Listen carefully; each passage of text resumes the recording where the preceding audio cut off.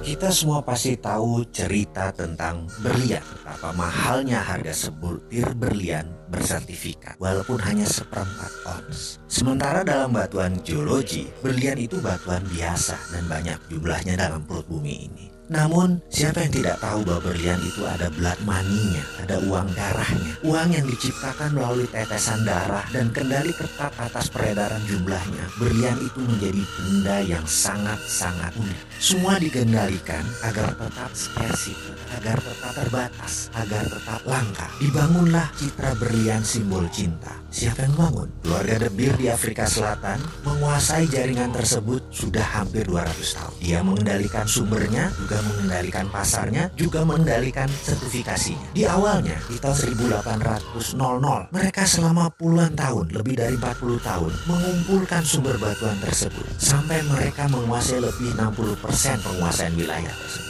Dan di tahun 1860 mereka mendeklar dengan menyatakan bahwa berlian adalah simbol cinta, berlian adalah simbol kehormatan, berlian adalah sebuah kekuatan, berlian adalah sebuah pemurnian. Dan image tersebut membuat benda berwarna putih bening tersebut berharga ribuan dolar, walaupun dengan gramasi yang sangat kecil. Kalau Anda tahu itu batuan apa, tetapi kita tidak bisa apa-apa. Kita semua sudah menjadi budak atas pencitraan berlian tersebut. Kita hanya menjadi korban pengambil price taker. Kita tidak bisa menentukan harga berlian. Kita pasrah dengan harga berlian tersebut. Apakah ini kesepakatan bersama? Oh tidak. Ini adalah keterpaksaan yang diciptakan. Dan apa yang keluarga De Beer itu ciptakan dalam bahasa sederhana, dalam bahasa ekonominya adalah economic alchemy atau rumus kimia sukses. Citra berlian sampai saat ini sudah 160 tahun. Sudah banyak tertanam di bawah sadar kita bahwa berlian adalah batuan paling mulia dan paling mahal. Kita ambil contoh, kita sekarang punya batu aki, batu kecubung atau batu lainnya. Kita tidak akan pernah bisa mengalahkan citra berlian tersebut karena citra tersebut dikawal dengan ketat oleh keluarga tersebut. Sekali lagi,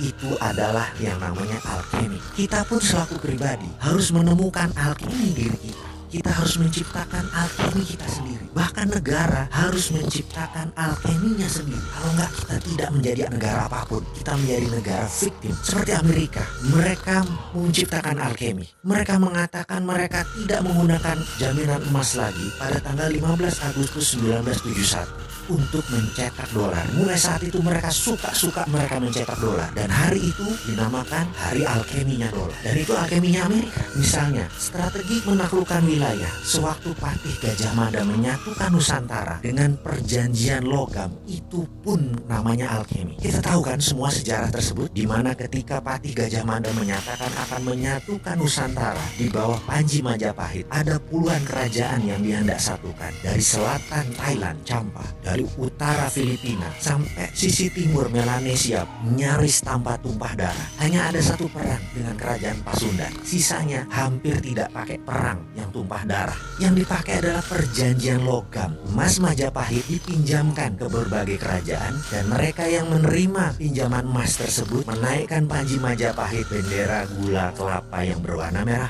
putih. Penaklukan Gajah Mada menyatukan Nusantara adalah economic warfare, menggunakan hegemoni ekonomi, bukan hegemoni militer. Cara itu pula yang ditiru Cina dengan strategi obor, one belt, one road, dipinjaminya economic warfare. Apa yang Gajah Mada lakukan? Itu adalah alkemi.